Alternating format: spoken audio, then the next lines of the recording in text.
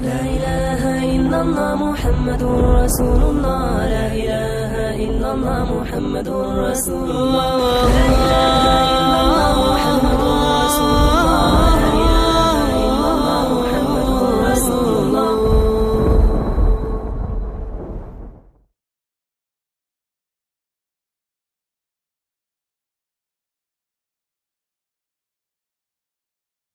الحمد لله نحمده ونستعينه ونستغفره ونؤمن به ونتوكل عليه ونعوذ بالله من شرور أنفسنا ومن سيئات أعمالنا من يهده الله فلا مضل له ومن يضلله فلا هادي له ونشهد أن لا إله إلا الله وحده لا شريك له ونشهد أن سيدنا ونبينا ومولانا محمدا عبده ورسوله صلى الله تعالى عليه وعلى آله وأصحابه وبارك وسلم تسليما كثيرا كثيرا.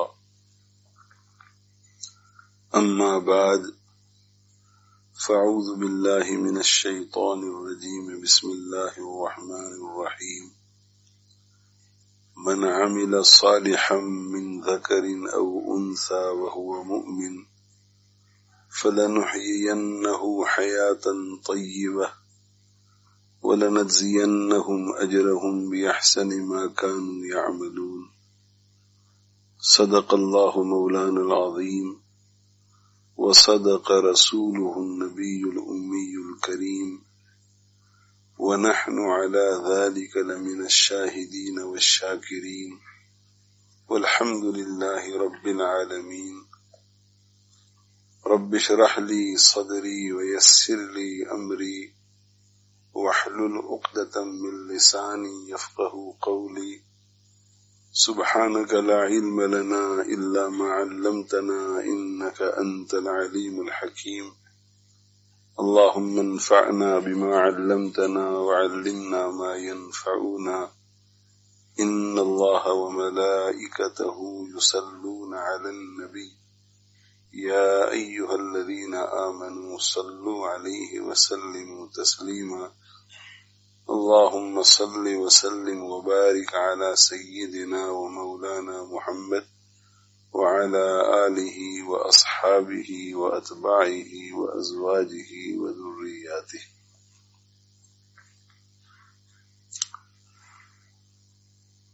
اللہ تعالی شأنہ بڑے رحیم ہیں اور بڑے کریم ہیں.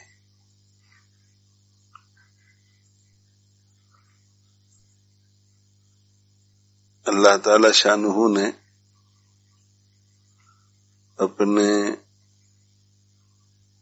رحم و کرم سے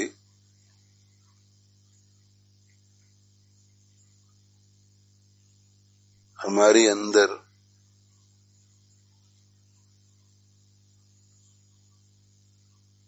دو جذبے رکھے ہیں. ایک جذبہ ہے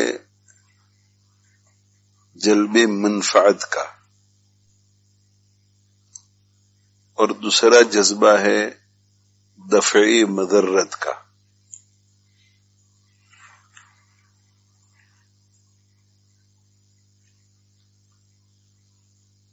جلب منفعت کا معنی یہ ہے کہ انسان جس چیز کو اپنے لیے فائدہ مند سمجھتا ہے اس چیز کو حاصل کرنے کی کوشش کرتا ہے.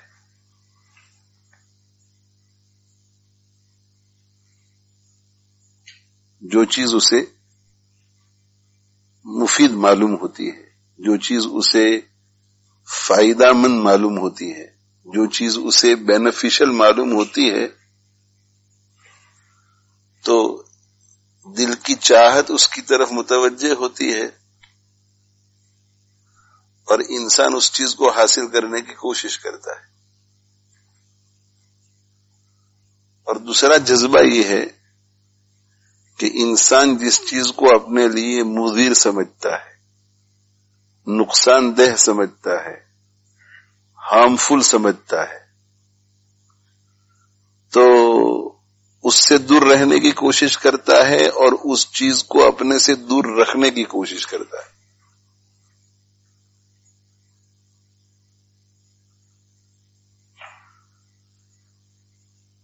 کبھی کبھی فطرت بگڑ جاتی ہے، اور جب فطرت بگڑ جاتی ہے تو مفید چیز کو مضر سمجھنے لگتا ہے، مضر سی چیز کو مفید سمجھنے لگتا ہے۔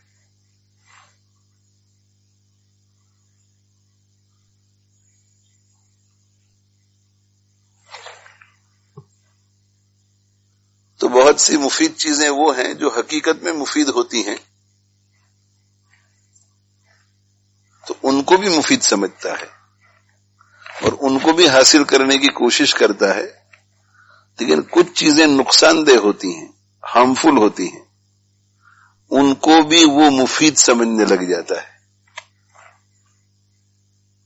اس لیے کہ نفس بگڑ جاتا ہے، نفس سے امارہ ہو جاتا ہے، تو وہ عقل پر پردہ ڈال دیتا ہے اپنا مزہ لینے کے لیے۔ اس سے کہ نفس جب نفس امارہ ہوتا ہے تو وہ نقصان دہ چیزوں سے بھی لذت حاصل کرتا ہے۔ تو جو مفید چیزیں ہیں ان سے بھی وہ لذت حاصل کرنا چاہتا ہے، اور جو نقصان دہ چیزیں ہیں ان سے بھی وہ لذت حاصل کرنا چاہتا ہے، تو عقل پہ پردہ ڈال دیتا ہے، اور انسان نقصان دہ چیز کو بھی اپنے لیے مفید سمجھنے لگتا ہے۔ جیسے چوری کرنا، یہ نقصان دہ چیز ہے مگر انسان اسے مفید سمجھنے لگتا ہے، اور جب اسے مفید سمجھنے لگتا ہے تو اللہ نے تو انسان کو بنایا ہی ایسا ہے کہ اس کی عقل جس چیز کو مفید سمجھتی ہے اس کی طرف لپکتا ہے۔ ڈرگ جو ہے، ڈرگ وہ اسے مفید سمجھنے لگتا ہے تو اس کی طرف لپکتا ہے۔ اور کبھی کبھی ہوتا یہ ہے کہ ایک مفید چیز ہوتی ہے، فائدہ مند چیز ہوتی ہے، لیکن نفس امارہ بن جاتا ہے، عقل پہ پردہ ڈال دیتا ہے، تو وہ مفید چیز اور فائدہ مند چیز اسے نقصان دہ معلوم ہوتی ہے۔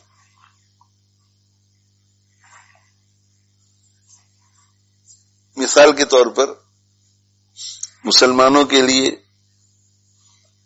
روزہ رکھنا، تو روزہ رکھنا بڑی مفید چیز ہے، لیکن وہ روزے سے بھاگتا ہے۔ اسی طرح فجر کی نماز کے لیے اٹھنا یہ مفید چیز ہے، مگر وہ اس سے بھاگتا ہے اور سویا رہتا ہے۔ تو یہ معاملہ الگ ہے کہ نفس کس چیز کو مفید سمجھتا ہے، نفس کس چیز کو مضر سمجھتا ہے، مگر بنایا اللہ نے انسان کو ایسا ہے کہ جب وہ کسی فائدہ پہنچانے والی چیز کو دیکھتا ہے تو اس کی طرف قدم بڑھاتا ہے، اس کے دل میں اس کی لالچ پیدا ہوتی ہے، اس کے دل میں اس کی خواہش پیدا ہوتی ہے کہ کاش کہ یہ چیز میرے پاس ہوتی، کاش کہ میں اسے حاصل کر لیتا۔ اور اگر اسے ایسا محسوس ہوتا ہے کہ میں حاصل کر سکتا ہوں تو اس کے لیے کوشش شروع کر دیتا ہے، اس کی طرف قدم بڑھاتا ہے، اس کے لیے دعائیں شروع کر دیتا ہے، اس کے لیے اسباب اختیار کرتا ہے۔ اور جہاں کہیں اسے کوئی ایسی چیز نظر آتی ہے جو اس کے لیے نقصان دہ ہوتی ہے تو پیچھے ہٹتا ہے، اس چیز کو پیچھے ہٹانے کی کوشش کرتا ہے۔ اب فطرت سلیمہ اگر ہے، نفس مطمئنہ ہے، فطرت جو ہے وہ بالکل ٹھیک ٹھاک ہے، اندر سے انسان بگڑا ہوا نہیں ہے، تو اللہ جل جلالہ وعم نوالہ نے جتنی چیزوں کو مفید بنایا ہے تو وہ ساری چیزیں اس کو مفید نظر آئیں گی، اور جتنی چیزیں اللہ تعالی شانہ نے نقصان دہ بنائی ہیں وہ ساری چیزیں اسے نقصان دہ نظر آئیں گی۔ اور جو مفید چیز اسے نظر آئے گی تو اس کی طرف دل چلے گا، یعنی اچھائی کی طرف دل چلے گا، اور جو چیزیں اسے مضر نظر آئیں گی، برائی اس کو نظر آئے گی اور اس سے وہ بھاگے گا۔ تو اللہ تعالی شانہ کے نیک اور برگزیدہ بندے، جن کو متقی بندے ہم کہتے ہیں، جن کو اللہ کے ولی کہتے ہیں، ان کی یہی حالت ہوتی ہے کہ بھلی چیزوں کی طرف ان کی طبیعت چلتی ہے اور بری چیزوں کی طرف ان کی طبیعت بالکل نہیں جاتی، اس لیے کہ ان کو یہاں جلب منفعت فائدہ نظر آتا ہے اور ادھر ان کو نقصان نظر آتا ہے۔ یہ اللہ تعالی شانہ نے ہماری طبیعت بنائی ہے، اسی لیے اللہ تعالی شانہ سے دعا کرتے رہنا چاہیے کہ اللہ ہماری طبیعت کو طبیعت سلیمہ بنا دے، ہماری فطرت کو فطرت سلیمہ بنا دے، اور اے اللہ جو اچھی چیز ہے وہ ہمیں اچھی ہی نظر آئے، جو بری چیز ہے وہ ہمیں بری ہی نظر آئے، جو مفید چیز ہے اسے ہم مفید ہی سمجھیں، اور جو نقصان دہ ہے اسے نقصان دہ ہی سمجھیں۔ اللہم ارنا الحق حقا وارزقنا اتباعہ وارنا الباطل باطلا وارزقنا اجتنابہ، یہ بھی اسی قسم کی دعا ہے کہ اللہ جو حق ہے وہ ہمیں حق ہونے کی حالت میں دکھا دے، یعنی جو حق ہے ہمارے دل دماغ میں یہ بات ڈال دے کہ یہ حق ہی ہے، اور جو باطل ہے تو باطل کے بارے میں دل میں یہ بات ڈال دے کہ یہ باطل ہے، اور اس کے بعد پھر ہمیں ہمت عطا فرما کہ ہم حق کو اختیار کریں اور باطل سے دور رہیں۔ تو پہلی بات میں نے یہ عرض کی کہ اللہ جل جلالہ وعم نوالہ کا یہ بہت بڑا احسان ہے، بہت بڑا کرم ہے، یہ اللہ کی رحمت ہے، یہ ہم پر اللہ کا فضل ہے کہ اللہ جل جلالہ وعم نوالہ نے ہمارے اندر یہ دو جذبات رکھے ہیں۔ اگر یہ دو جذبات نہ ہوتے تو ہم جو ہے وہ مفید چیزوں کو حاصل نہ کر پاتے، یہ جذبات نہ ہوتے تو ہم نقصان دہ چیزوں سے بچ نہ سکتے، اور پھر اللہ جل جلالہ وعم نوالہ نے یہ جذبات رکھ کر ہمیں فطری طور پر بہت سی چیزوں کے بارے میں سمجھ عطا فرمائی کہ یہ نقصان دہ ہے اور یہ مفید ہے۔ یہ بھی اللہ کا بہت بڑا کرم ہے۔ اللہ تعالی شانہ اگر ہمیں بتلا دیتے کہ یہ مفید چیزیں ہیں اور یہ مضر چیزیں ہیں، مگر اندر مفید چیزوں کی طرف لپکنے کا جذبہ نہ ہوتا اور بری چیزوں سے بھاگنے کا جذبہ نہ ہوتا تو ہمارے لیے یہ ساری چیزیں ایک جیسی ہوتی، اور اگر اللہ جل جلالہ وعم نوالہ ہمیں یہ جذبات دیتے کہ ہم اچھی چیزوں کی طرح لپکتے ہیں اور بری چیزوں سے بھاگتے ہیں، فائدہ پہنچانے والی چیزوں کی طرف قدم بڑھاتے ہیں اور نقصان پہنچانے والی چیزوں سے قدم روکتے ہیں، اگر یہ جذبات ہوتے، مگر ہمیں سمجھ نہ آتا کہ مفید چیز کون سی ہے اور مضر چیز کون سی ہے، تو پھر ہم نقصان اٹھاتے۔ جیسے بعض لوگوں کی طبیعتیں مسخ ہو جاتی ہیں، ان کی فطرت بگڑ جاتی ہے، تو وہ مفید کو مضر سمجھتے ہیں، مضر کو مفید، نقصان دہ چیز کو فائدہ پہنچانے والی سمجھتے ہیں اور فائدہ پہنچانے والی چیز کو نقصان پہنچانے والی چیز سمجھتے ہیں، تو ان کی پوری زندگی کی محنتیں اور کوششیں وہ غلط رخ پہ پڑ جاتی ہیں، وہ صحیح رخ پہ نہیں رہتے۔ تو اللہ جل جلالہ وعم نوالہ کا ہم پر بہت بڑا احسان ہوا کہ اللہ نے ہمارے اندر یہ دو جذبات رکھے، یہ دو محرک رکھے، یہ دو باعث رکھے، یہ دو قوتیں رکھی، یہ دو انسٹنگز رکھی کہ جہاں کہیں اچھائی نظر آتی ہے، جہاں کہیں فائدے کی چیز نظر آتی ہے، فائدے کی چیز، تو فوراً دل اس کی طرف متوجہ ہو جاتا ہے، اور اگر اس کے دل میں ایسا خیال آتا ہے کہ یہ ایسی چیز ہے کہ میں حاصل کر سکتا ہوں، تو پھر قدم بھی اٹھاتا ہے، اس کے لیے اسباب بھی اختیار کرتا ہے۔ اسی طرح جہاں کہیں کوئی نقصان دہ چیز نظر آتی ہے تو فوراً دل جو ہے وہ یہ فیصلہ کر لیتا ہے کہ مجھے اس سے دور رہنا ہے، مجھے اس کو اپنے سے دور رکھنا ہے، اور پھر وہ پوری کوشش کرتا ہے اس سے دور رہنے کی یا اسے دور رکھنے کی۔ تو ایک تو اللہ کا ہم پر یہ احسان ہوا، اور اللہ جل جلالہ عم نوالہ نے ہمارے اندر ایک فطرت رکھی، تو اس فطرت کے نتیجے میں بغیر کسی وحی کے خود اللہ نے الہام فرمایا اندر ہمارے، تو بہت سی چیزوں کو تو ہم یوں ہی پہچان لیتے ہیں کہ یہ مفید ہے اور یہ مضر ہے۔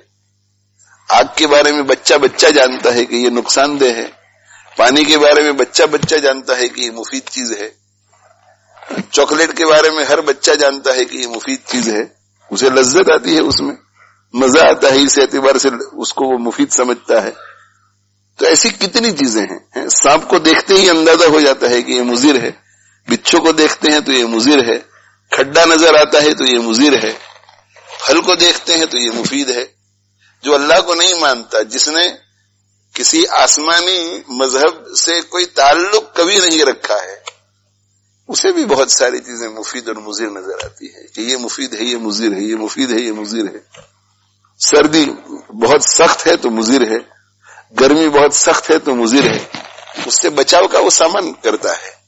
تو مضرت سے بچنا اور منفعت کو حاصل کرنا یہ انسان کی فطرت ہے، اور یہ اللہ کا بہت بڑا احسان ہے کہ یہ جذبات بھی دیے، اور جذبات کے بعد یہ ہمیں بتلایا کہ یہ بینیفیشل چیزیں ہیں اور یہ ہارمفل چیزیں ہیں، یہ مفید چیزیں ہیں اور یہ نقصان دہ چیزیں ہیں۔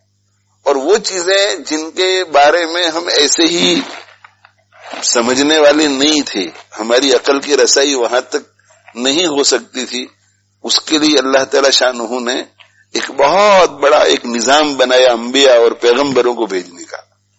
اور اللہ تعالی شانہ نے پیغمبروں کو بھیجا، پیغمبر دنیا میں آئے اور انہوں نے ہمیں بتایا کہ دیکھو یہ چیز مفید ہے، یہ چیز مضر ہے، یہ چیز مفید ہے، یہ چیز مضر ہے، یہ چیز فائدہ مند ہے، یہ چیز نقصان دہ ہے، یہ چیز ہارمفل ہے، بینیفیشل ہے، یہ چیز ہارمفل ہے۔ تو شریعت مطہرہ کے جتنے بھی احکام ہیں، یہ کرو، یہ کرو، یہ کرو، یہ کرو، یہ کرو، یہ کرو، یہ فرض کے درجے میں ہے، یہ واجب کے درجے میں ہے، اور یہ سنت کے درجے میں ہے، یہ مستحب کے درجے میں، یہ ساری چیزیں مفید ہیں۔ مفید ہے اس لیے تم کو کرنے کے لیے کہا گیا ہے۔ یہ مت کرو، چاہے وہ حرام ہو، چاہے وہ مکروہ تحریمی ہو، چاہے مکروہ تنزیہی ہو، اس کی مضرت کم ہے، مگر چاہے مکروہ تنزیہی ہو، یہ مضر چیزیں ہیں، یہ نقصان دہ چیزیں ہیں، یہ نقصان دہ چیزیں ہیں۔ تو انبیاء علیہ الصلوۃ والسلام کا سلسلہ چلایا، اور پھر جو ہے اس پر مزید تفصیلات بیان کی، پیغمبروں کے ذریعے ہم تک تفصیلات پہنچائی۔ صرف یہ نہیں کہ نماز پڑھنا مفید، نماز چھوڑنا مضر، صرف یہ نہیں بتایا۔ نماز پڑھنے سے فائدہ ہوتا ہے، نماز چھوڑنے سے نقصان ہوتا ہے، اتنا نہیں بتایا۔ نماز پڑھنے سے کیا فائدہ ہے، نماز چھوڑنے سے کیا نقصان ہوتا ہے، یہ بھی بتایا پیغمبروں نے آ کر۔ اور اللہ جل جلالہ عم نوالہ نے انسانوں کے لیے کتنا آسان بنا دیا۔ پہلے تو یہ بتا دیا کہ نماز پڑھنا فائدہ مند اور نماز چھوڑنا نقصان دہ۔ تو فائدہ مند، یہ کان میں بات پڑی کہ نماز پڑھنا فائدہ مند، تو فوراً طبیعت اس کی طرف متوجہ ہو گئی کہ یہ کرنا چاہیے۔ اور نماز چھوڑنا نقصان دہ، تو فوراً طبیعت متوجہ ہو گئی کہ نماز چھوڑنے سے بچنا چاہیے۔ مگر اس پر اکتفا نہیں کیا، اپنے بندوں کے لیے اور آسان کرنے کے لیے اللہ جل جلالہ عم نوالہ نے دنیاوی اور اخروی نماز پڑھنے کے فوائد بیان کیے اور نماز چھوڑنے کے نقصانات بیان کیے، تاکہ وہ سارے لمبے چوڑے فوائد سن کر کہ دیکھو جو نماز پڑھے گا اسے آخرت میں یہ ملے گا، یہ ملے گا، یہ ملے گا، جو نماز چھوڑے گا اسے آخرت میں یہ سزا ملے گی، جو نماز پڑھے گا اسے دنیا میں یہ ملے گا، یہ ملے گا، یہ ملے گا، جو نماز چھوڑے گا اسے دنیا میں یہ نقصان ہوگا، یہ نقصان ہوگا، یہ نقصان ہوگا، یہ نقصان ہوگا، تاکہ اندر کے جذبات جو ہیں وہ پورے حرکت میں آ جائے. اس لیے کہ انسانی فطرت ہے کہ نفع کی طرف وہ بھاگتی ہے. یہ فطرت ہے انسان کی کہ نفع کی طرف وہ چلتی ہے، بھاگتی ہے، دوڑتی ہے، اور نقصان سے وہ دور رہتی ہے، نقصان سے بھاگتی ہے، نقصان سے ہٹتی ہے. انسان کی طبیعت خاصہ ہے انسان کی طبیعت کا. تو اللہ جل جلالہ عم نوالہ کا ہم بندوں پر کتنا بڑا احسان، کتنا بڑا احسان کہ جن چیزوں کا تعلق دنیا سے تھا، ہماری دنیا سے تھا، وہ تو اللہ نے یوں ڈائریکٹ ہمارے اندر الہام کر دیا کہ یہ مفید چیزیں ہیں، یہ مضر چیزیں ہیں. اور پھر اللہ جل جلالہ عم نوالہ نے ہمیں تجربات کی روشنی میں اس کی تفصیلات بھی بیان کی کہ اس چیز کا یہ فائدہ ہے، یہ فائدہ ہے، یہ فائدہ ہے، یہ فائدہ ہے، اس کا یہ نقصان ہے، یہ نقصان ہے، یہ نقصان ہے، یہ نقصان ہے. اور وہ چیزیں جن کا تعلق آخرت سے تھا ان کو سمجھانے کے لیے پیغمبروں کو بھیجا، اور پیغمبروں نے 2 فہرست بنا دی کہ یہ چیزیں نقصان دہ اور یہ چیزیں مفید، یہ چیزیں نقصان دہ اور یہ چیزیں مفید. اور پھر جو نقصان دہ چیزیں تھی ان میں سے ہر ایک کی الگ الگ تفصیل بیان کی، اور جو مفید چیزیں تھیں ان کی الگ الگ تفصیل بیان کی. اب جتنی بھی نقصان دہ چیزیں ہیں، نقصان دہ چیزیں، ان کا اگر ہم خلاصہ بیان کریں تو ہم کہیں گے کہ نافرمانی اور معصیت، اللہ کی نافرمانی اور اللہ کی معصیت. اور جو مفید چیزیں ہیں ان کا اگر ہم خلاصہ بیان کریں تو ہم یہ کہیں گے کہ اللہ کی اطاعت اور اللہ کی فرما برداری. تو پیغمبروں نے آ کر کے دنیا میں انسانوں کو یہ بتایا کہ اللہ کی اطاعت اور اللہ کی فرما برداری میں فائدہ ہے، اور اس کا اپوزٹ اللہ کی نافرمانی اور معصیت، گناہ میں نقصان ہے. تو انسان کی جو فطرت ہے، تو فطرت نے فوراً فیصلہ کیا کہ اگر اطاعت میں فائدہ ہے، فرما برداری میں فائدہ ہے تو اس کو کرنا چاہیے، اور معصیت میں اور نافرمانی میں نقصان ہے تو اس سے بچنا چاہیے. اور پھر یہ جو پورا اطاعت اور فرما برداری کا ایک ہم نے ہیڈنگ بنایا، ایک خلاصہ بیان کیا، تو اس کی پھر تفصیلات ہیں. اطاعت کے نیچے سارے فرائض آتے ہیں، سارے واجبات آتے ہیں، ساری سنتیں آتی ہیں، سارے مستحبات آتے ہیں، اور نقصان کے نیچے سارے حرام آتے ہیں، سارے مکروہات تحریمیہ آتے ہیں، اور مکروہات تنزیہیہ بھی ایک حد تک نقصان دہ ہیں، اس کا کچھ نہ کچھ نقصان ہے. اللہ تعالی شانہ ہمیں اپنی معرفت عطا فرمائے، اور اللہ تعالی شانہ ہمیں اپنی محبت عطا فرمائے.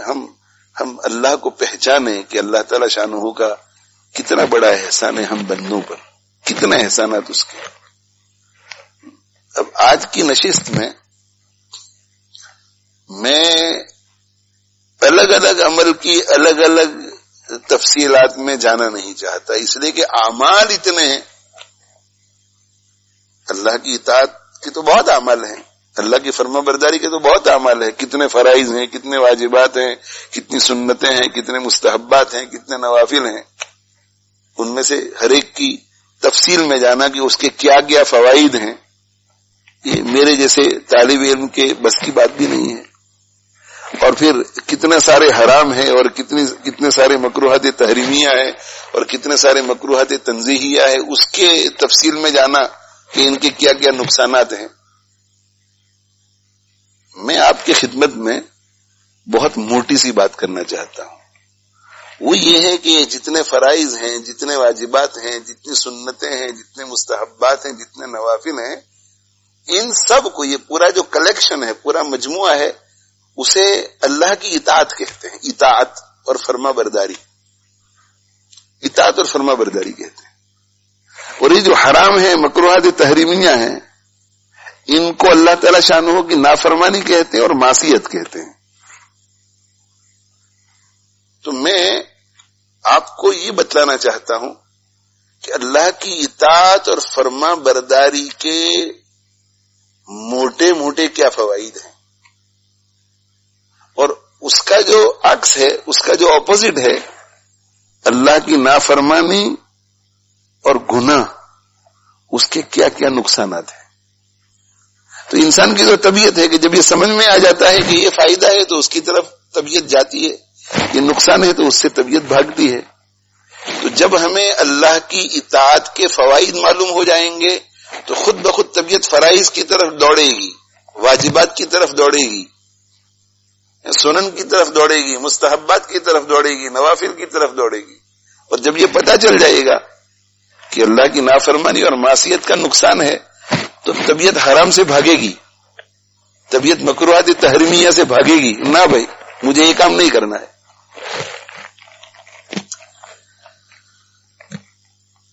تو ایک جو نقصان اور فائدہ ہے وہ تو اخروی ہے، اللہ تعالی شانہ کی اطاعت اور فرما برداری سے آخرت آباد ہوتی ہے۔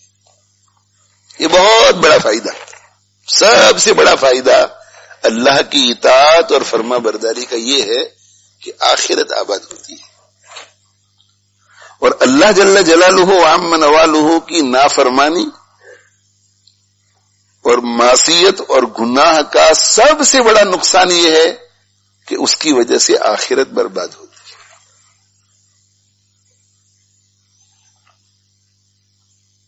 اگر کوئی عقل مند شخص تھوڑا بیٹھ کر کے غور و فکر کرے اور غور و فکر کر کے اس نتیجے پر پہنچے کہ آخرت کا معنی یہ ہے کہ ہمیشہ رہنے والی زندگی، کبھی نہ ختم ہونے والی زندگی، کبھی نہ ختم ہونے والی زندگی، وہ آخرت کی زندگی کیسی ہے؟ حیاتم بلا موت، وہاں زندگی ہے، موت نہیں ہے۔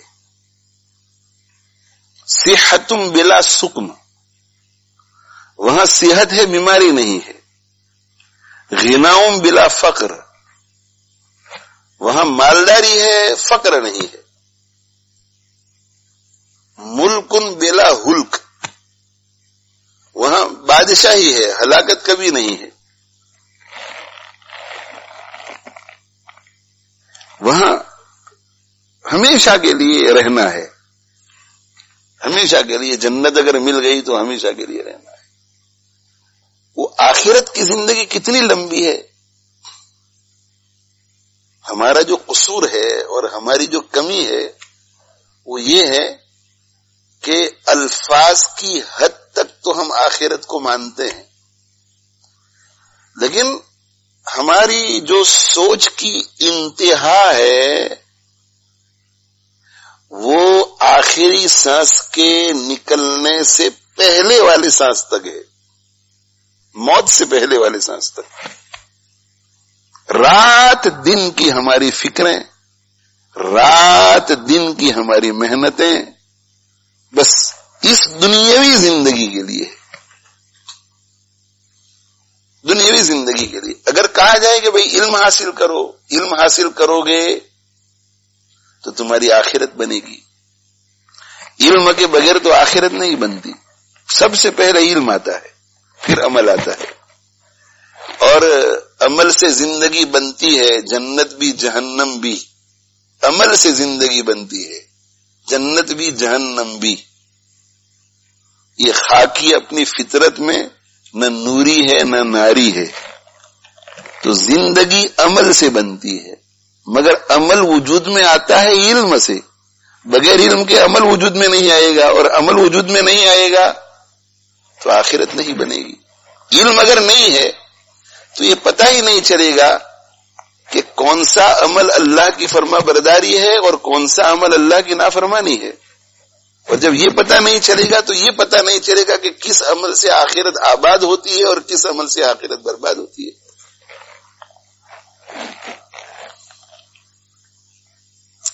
تو جہاں علم کی بات آتی ہے کہ دیکھو علم حاصل کرو، کیوں بھائی؟ اس لیے کہ آخرت کی آبادی اور آخرت کی تیاری کے لیے سب سے پہلا قدم علم ہے۔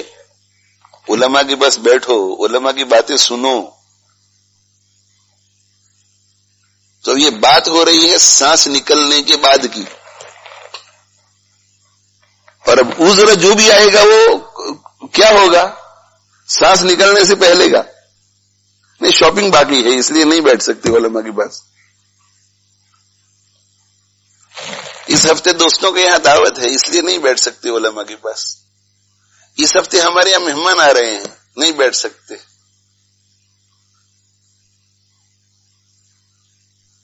تو جب بھی آپ سانس کے نکلنے کے بعد کی زندگی کی بات کریں گے تو رکاوٹ کون سی آئے گی؟ سانس نکلنے سے پہلے کا عمل، سانس نکلنے سے پہلے کا مقصد۔ تو اس سے پتہ یہ چلا کہ دیوار کے پیچھے کیا ہے وہ ہمیں نظر ہی نہیں آ رہا ہے، ہمیں تو بس یہ دیوار تک کا نظر آ رہا ہے۔ اس دیوار کی اس طرف اگر 5 پاؤنڈ پڑے ہوئے ہیں اور دیوار کی اس طرف اگر 500 پاؤنڈ پڑے ہوئے ہیں، اور کسی کو دیوار کے اس طرف کے 500 پاؤنڈ نظر آ جائے تو وہ دیوار کے اس طرف والے 5 پاؤنڈ کے لیے تگودو نہیں کرے گا۔ اگر کوئی دیوار کی اس طرف والے 5 پاؤنڈ کے لیے محنت اور کوشش کرتا ہے تو یہ سمجھ جانا چاہیے کہ دیوار کے اس طرف والے 500 پاؤنڈ کا اسے علم ہی نہیں ہے۔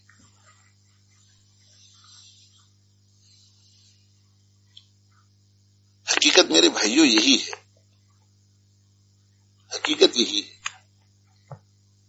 کہ ہماری جو نظر ہے وہ بس اس دنیاوی زندگی کی حدود تک، اس دنیاوی زندگی کی حدود کے بعد کیا ہونے والا ہے وہ سمجھانے کے لیے اللہ تعالی شانہ نے انسانیت کے کریم کو بھیجا، عام لوگوں کو نہیں، انسانوں میں جو سب سے افضل تھے ان کو بھیجا کہ سانس اکھڑ جانے کے بعد اور سانس کے نکل جانے کے بعد کی زندگی میں کیا ہے وہ بتلانے کے لیے ہم آئے ہیں تم کو۔ اور پھر اس کام کے لیے سید المرسلین صلی اللہ علیہ وآلہ وسلم کو بھیجا، جن سے بڑھ کر اللہ کی کائنات میں کوئی ہے ہی نہیں، خدا سے تو کم اور سب سے اعلیٰ، 2 عالم سے بالا ہمارے محمد صلی اللہ علیہ وآلہ، ان کو بھیجا۔ اور دنیا میں ان کو بھیجنے کا یہی مقصد تھا کہ انسانوں کو بتلائیں کہ اس دنیاوی زندگی کی حقیقت کیا ہے اور مرنے کے بعد کی حقیقت کیا ہے، اس دنیاوی زندگی کے فوائد کیا ہیں اور آخرت کے کیا فوائد ہیں، یہاں کیا نقصانات ہیں، وہاں کیا نقصانات ہیں، اللہ کی اطاعت کے کیا فوائد ہیں اور اللہ کی نافرمانی کے کیا نقصانات ہیں۔ اسی مقصد کے لیے بھیجا، مرنے کے بعد کی زندگی کے احوال بتلانے کے لیے، مرنے کے بعد کی زندگی کا شعور پیدا کرنے کے لیے بھیجا۔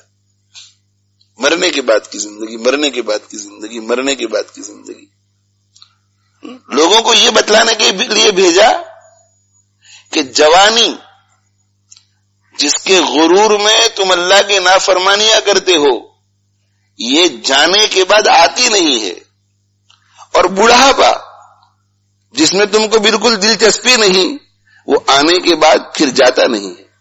وہ یہ سمجھانے کے لیے آتے تھے کہ جوانی آنے کے بعد چلی جاتی ہے، جب وہ چلی جاتی ہے تو جانے کے بعد پھر آتی نہیں ہے، اور بڑھاپا آنے کے بعد جاتا نہیں ہے، بڑھاپا قبر تک لے جاتا ہے۔ تو آدمی اگر تھوڑی دیر کے لیے سوچے کہ میری رات دن کی محنتیں کس چیز کے لیے ہے، زید، عمر، بکر، سلیم، محمد، ابراہیم، عثمان، لقمان، بیٹھ کر کے روزانہ صرف اتنا کر لیا کرے کہ آج صبح سے شام تک میں نے وہ کون سے کام کیے ہیں جن کو میں قابل قدر کام کہہ سکتا ہوں، سگنیفیکنٹ کام کہہ سکتا ہوں کہ آج دن میں نے یہ سگنیفیکنٹ کام کیے۔ انسگنیفیکنٹ کو تو گننے گا ہی نہیں، سگنیفیکنٹ کام میں نے آج کیے۔ اور پھر وہ یہ سوچے کہ ان سگنیفیکنٹ کاموں میں سے میرے دنیاوی مسائل کے لیے کتنے تھے اور اخروی مسائل کے لیے کتنے تھے. دنیاوی مسائل کے لیے کتنے، اخروی مسائل کے لیے کتنے. باہر کی دنیا ہمیں اتنی پیاری ہے، اتنی لذیذ ہے، اتنی محبوب ہے کہ آخری وقت میں مسجد میں آتے ہیں اور اول وقت میں چلے جاتے ہیں. یعنی جو لوگ فارغ ہیں، دینی ذہن کے ہیں، وہ بھی 5 وقت تک ہی صرف نماز پڑھنے کے لیے مسجد میں آتے ہیں. 5 وقت کی صرف نماز پڑھنے کے لیے آتے ہیں. وہ عصر سے مغرب اگر 45 منٹ ہوتی ہے تو 45 منٹ اپنے آپ کو اللہ کے گھر میں نہیں ٹکا سکتے. اور میں آپ کو دعوت فکر دیتا ہوں، ہر شخص اپنا جج، اپنی جیوری، کہ کیا ایسا دل نہیں کرتا کہ بس کب سلام ہو کے ہم نکل جائیں، کب تسبیح پوری ہو جاوے کہ ہم نکل جائیں، کب سنتیں ہو جاوے کہ ہم نکل جائیں. ایسا خیال نہیں آتا، ایسا دل نہیں کرتا، حالانکہ گھر جا کے کچھ کرنا نہیں ہے. یعنی ہم میں سے کتنے لوگ ہیں کہ جو فارغ ہیں، فارغ، منڈے سے سنڈے تک فارغ، کوئی کام نہیں. کتنے لوگ ہیں جو یہ بتا سکتے ہیں، نمازیوں کی میں بات کر رہا ہوں، کہ نمازوں کے علاوہ بھی میں مسجد میں آدھ گھنٹے کے لیے روزانہ بیٹھتا ہوں. کتنے لوگ ہیں جو بتا سکتے ہیں؟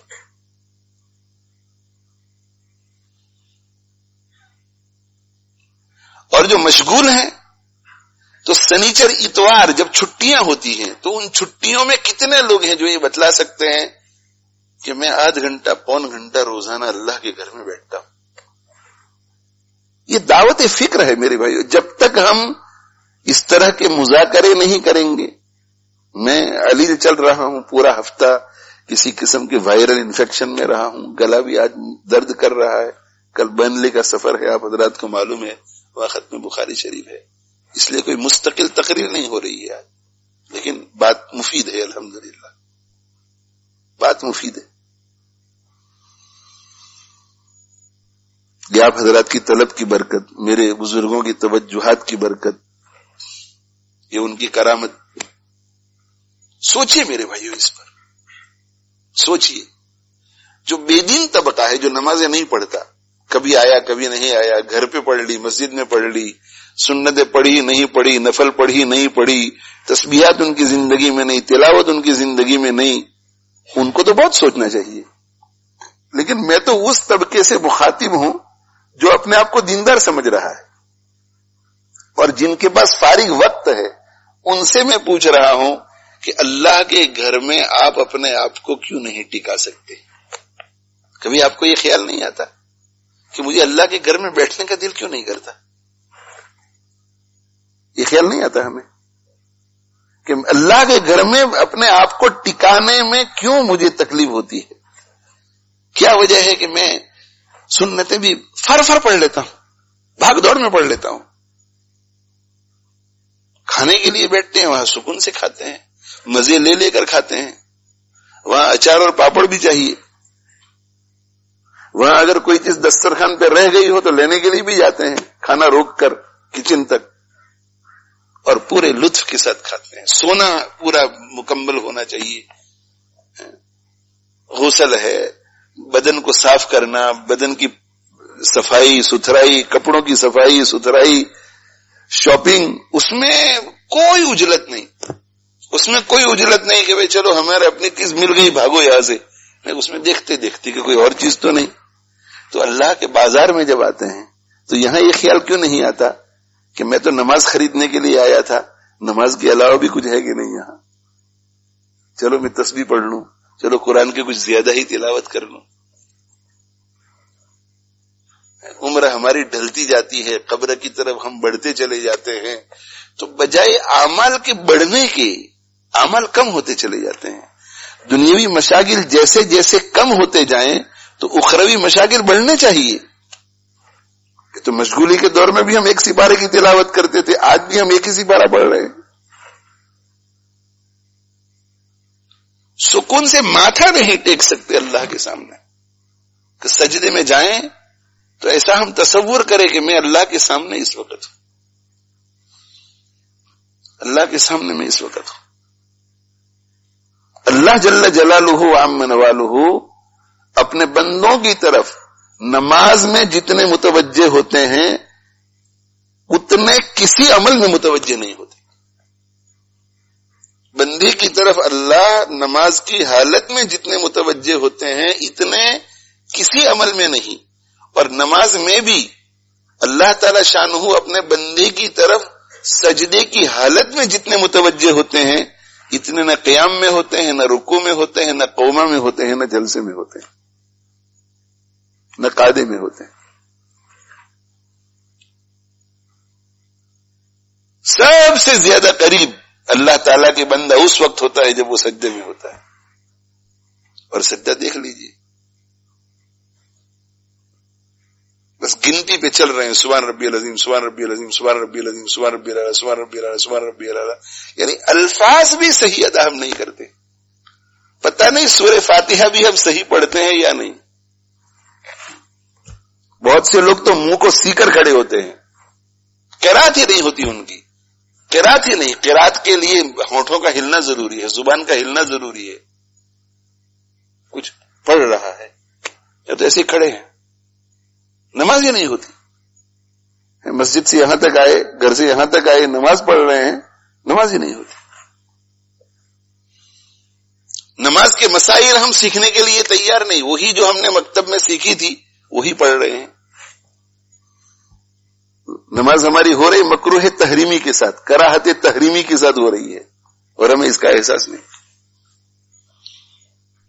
ہمیں یہ پتا نہیں کہ اگر میں قاعدہ اولیٰ میں امام کے ساتھ بیٹھ گیا اور التحیات پڑھنے سے پہلے امام صاحب کھڑے ہو گئے تو مجھے کیا کرنا ہے. اگر میں امام کے ساتھ کھڑا ہو گیا تو وہ مسئلہ کیا ہے، اگر امام کھڑے ہو گئے اور میں بیٹھ کر کے التحیات پڑھتا رہا تو اس کا نتیجہ کیا ہے. دونوں میں سے صحیح کیا ہے، اور دونوں میں سے یہ کر لیا تو بھی ٹھیک، وہ کر لیا تو بھی ٹھیک، یا نہیں ایک کیا تو ٹھیک دوسرا کیا تو گنہگار. یہ بھی ہمیں پتا نہیں. ہوتا ہے نا ایسا کہ بیٹھے التحیات میں بیٹھے ہی تھے کہ امام صاحب اللہ اکبر کہہ کر کھڑے ہو گئے، اللہ اکبر کہہ کر کے کھڑے ہو گئے. اب ہمیں کیا کرنا ہے؟ التحیات پڑھ کر کے اٹھنا ہے یا ایسے ہی کھڑے ہو جانا ہے؟ ہمیں نہیں پتا. 5 وقت کی نماز پڑھنے والوں کو پتا نہیں. تو اللہ تعالی شانہ نے ہمیں نماز پڑھنے کی توفیق دی ہے، تو کیا ہمیں نماز کے مسائل پر کتابیں نہیں پڑھنی چاہیے؟ اور جہاں سمجھ میں نہ آئے تو کسی عالم اور مفتی کو نہیں پوچھنا چاہیے؟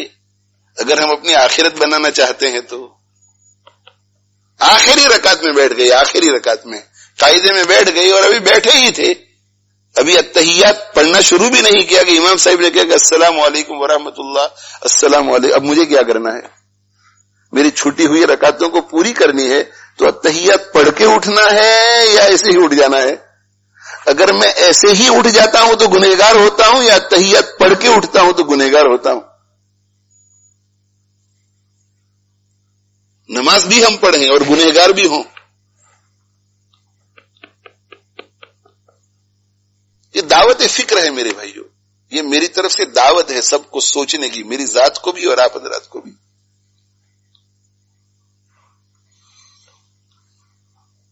تو میں یہ عرض کر رہا ہوں کہ اگر ہم صرف اتنا سوچ لیں کہ مرنے کے بعد کی زندگی بہت لمبی ہے، بہت لمبی، بہت لمبی، بہت لمبی، اور یہاں تک مت سوچو، موت تک کا مت سوچو، صرف موت تک کا بھی سوچو اور موت کے بعد کی زندگی کا بھی سوچو، اور پھر فیصلہ کرو کہ موت تک کی زندگی کتنی ہے، موت کے بعد کی زندگی کتنی ہے، اور جتنا اس دنیا میں رہنا ہے اتنی محنت دنیا کے لیے کرو، اور جتنا آخرت میں رہنا ہے اتنی محنت آخرت کے لیے کرو.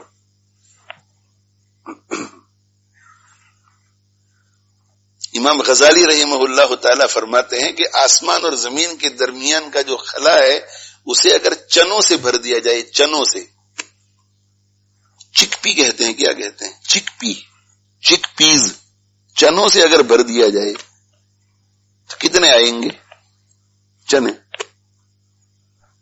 صرف اس مسجد ہماری اسلامک دعوی اکیڈمی کی جو مسجد ہے اسے اگر چک پیس سے بھر دیا جائے، اور پتہ نہیں امام غزالی رحمت اللہ علیہ نے 1,00,000 سال لکھا ہے یا 10,00,000 سال لکھا ہے، اس میں سے یہ جو چک پیز ہے، اس اکیڈمی کی یہ جو مسجد ہے اس میں اگر نیچے سے اوپر تک چک پیز سے بھر دیا جائے اس مسجد کو، اور 1,00,000 یا 10,00,000 100,000 یا 1 ملین ایئرز کے بعد، چلو 1 ملین کو چھوڑ دو، 1,00,000 کو لے لو، 1,00,000 سال کے بعد 100,000 ایئرز کے بعد ایک چک پی کو نکال دو، پھر 100,000 ایئرز کے بعد دوسرے چک پی کو نکال دو، پھر تیسرے 100,000 ایئرز کے بعد تیسرے چک پی کو نکال دو، ایک ایک کر کے چنا نکالتے جاؤ ہر 1,00,000 سال کے بعد. تو اسلامک دعوی اکیڈمی کی مسجد کو خالی کرنے میں کتنے سال لگیں گے؟ اتنے سال لگ جائیں گے کہ آدم علیہ الصلوۃ والسلام کے زمانے سے اب تک اتنے سال نہیں ہوئے ہوں گے. اور ہو سکتا ہے کہ آدم علیہ الصلوۃ والسلام کے زمانے سے لے کر قیامت تک اتنے سال نہ ہو.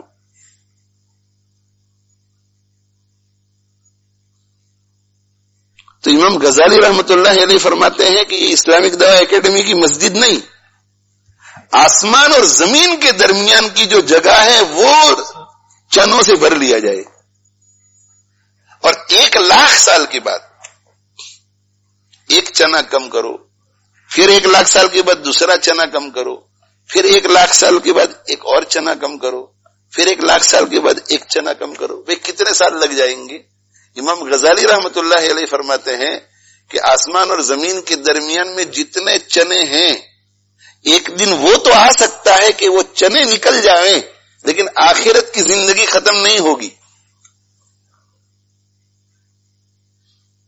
اتنی لمبی زندگی، اتنی لمبی زندگی، اتنی لمبی زندگی وہ ہماری لسٹ میں ہی نہیں ہے. ہماری لسٹ میں نہیں. ہماری لسٹ میں کیا ہے؟ بیٹی کی شادی. ہماری لسٹ میں کیا ہے؟ بیٹے کی شادی. ہماری لسٹ میں کیا ہے؟ دکان. ہماری لسٹ میں کیا ہے؟ شاپنگ. ہماری لسٹ میں کیا ہے؟ ہاسپٹل. ہماری لسٹ میں کیا ہے؟ ہماری بیماری. ہماری لسٹ میں کیا ہے؟ ہمارے کپڑے. ہماری لسٹ میں یہ ساری چیزیں ہیں.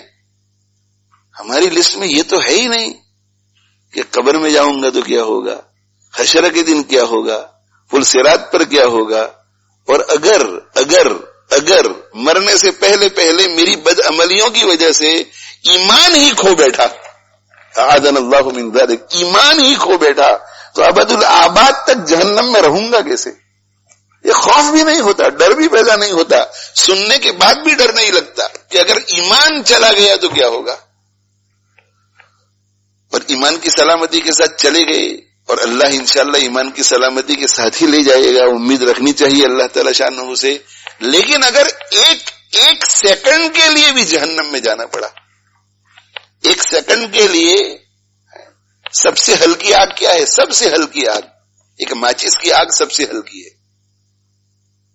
ایک ماچس میں جو فلیم آتی ہے وہ سب سے ہلکی، اس میں ایک سیکنڈ کے لیے انگلی ہم نہیں رکھ سکتے.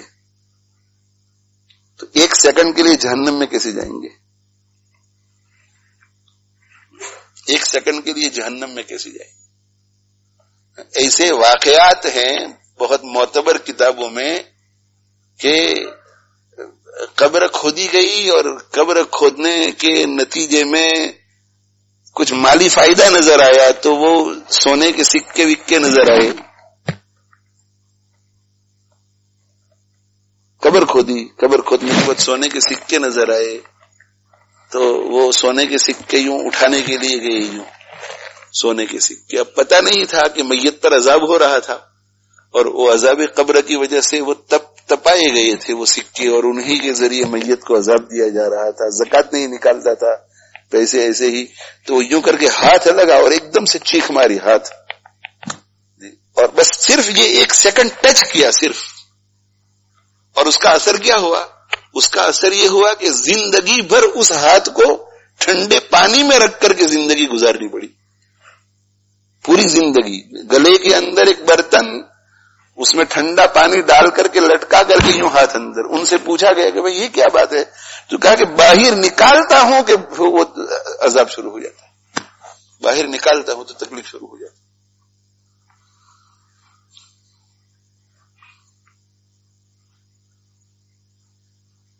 میرے بھائی یہ سب خواب ہے، خواب. گھر لیا، ڈیکوریٹ کیا، اس کو ایکسٹینشن کیا، اس کے بعد دوسرا گھر خریدنا ہے، اس سے بہتر گھر خریدنا ہے، یہ گاڑی نہیں وہ گاڑی. اسی چکر میں ہم رہتے ہیں کہ میری لائف میں دنیاوی اعتبار سے پروگریس ہو. کسی جگہ آ کر رکتے نہیں کہ بس ہو گئے آپ، یہ ہمارا گھر فائنل، یہ ہماری گاڑی فائنل. اب اللہ اللہ کرنا ہے، اب اللہ کو اپنا بنانا ہے، اس لیے کہ وہاں کے لیے کچھ نہیں ہے، وہاں کے لیے کچھ نہیں ہے.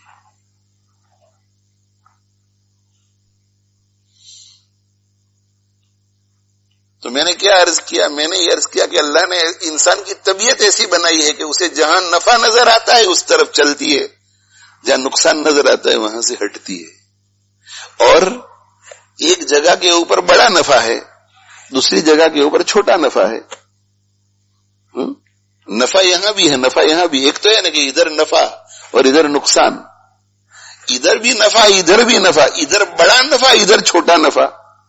تو انسان کو اللہ نے عقل دی ہے جس سے وہ سوچتا ہے کہ بڑے نفع کو چھوڑ کر چھوٹے نفع کی طرف جانا یہ بھی نقصان ہے، اور چھوٹے نفع کو چھوڑ کر بڑے نفع کی طرف جانا یہ نفع ہے، یہ فائدہ ہے.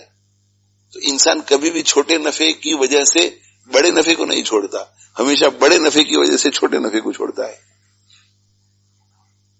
اسی لیے جو بڑے بڑے بزرگان دین گزرے ہیں انہوں نے پیسے آتے تھے اللہ کے راستے میں خرچ کرتے تھے. کیوں؟ اس لیے کہ حلال طریقے سے آئے، اور حلال طریقے سے اگر اس سے فائدہ اٹھائیں گے دنیا میں تو جائز ہے، یہ بھی نفع ہے. مگر وہ سمجھتے تھے کہ یہ دنیاوی نفع ہے جو چھوٹا نفع ہے، اور خرچ کر دیں گے تو آخرت کا نفع ملے گا جو کہ بڑا نفع ہے. اور وہ سمجھتے تھے کہ بڑے نفع کو چھوڑ کر چھوٹے نفع کو لینا یہ نقصان ہے، اور چھوٹے نفع کو چھوڑ کر بڑے نفع کو اختیار کرنا یہ نفع ہے. لیکن جیسے میں نے کہا کہ اگر عقل مسخ ہو جاوے، نفس جو ہے وہ عقل پر پردہ ڈال دے، تو پھر نقصان نفع نظر آتا ہے اور نفع نقصان نظر آتا ہے. ذہن ہی نہیں جاتا، ہمارا ذہن ہی نہیں جاتا. تو اگر اتنا ہم سوچ لیتے کہ اللہ تعالی شانہ کی فرما برداری کرنے سے آخرت آباد ہوتی ہے اور اللہ تعالی شانہ کی نافرمانی کرنے سے آخرت برباد ہوتی ہے، بس اتنا کافی تھا. والذین آمنوا وعملوا الصالحات اولئک اصحاب الجنہ، یہ اللہ کی فرما برداری کرنے والے. اللہ کی فرما برداری کریں گے تو ان کو کیا ملے گا؟ جنت ملے گی. اور والذین کفروا وکذبوا بآیاتنا اولئک اصحاب النار، جو لوگ اللہ تعالی شانہ کی نافرمانی کریں گے ان کے لیے جہنم ہے. آخرت برباد ہوگی. آباد ہو رہی ہے، برباد ہو رہی ہے. لیکن چلو بھائی، کسی کے ذہن میں آ سکتا ہے کہ ہمیں تو یہ آخرت نظر نہیں آ رہی ہے، اور اگر نظر آتی بھی ہے کوئی زور دیتا ہے، سمجھاتا ہے، ذہن میں بٹھاتا ہے تو آخرت نظر آتی ہے، مگر بہت دور، بہت دور. تو آج سوموار کا دن ہے اور آگے جمعے کا دن ہے. اب سوموار کے دن کا مسئلہ حل کریں آج، اس لیے کہ یہ قریب ہے. جمعے کے دن کو دیکھا جائے گا. تو ابھی دنیا میں ہے، یہ قریب ہے، اور آخرت دور ہے، وہ بعد میں دیکھی جائے گی، بعد میں دیکھی جائے گی. اصل تو دنیا ہے اس وقت ہمارے سامنے، آخرت آئے گی پھر دیکھ لیں گے. تو ان کی خدمت میں گزارش ہے کہ پھر میری آگے والی بات بھی آپ ذہن میں بٹھائیں. اللہ جل جلالہ وعم نوالہ کی فرما برداری سے دنیا آباد ہوتی ہے، اور اللہ جل جلالہ وعم نوالہ کی نافرمانی سے دنیا برباد ہوتی ہے.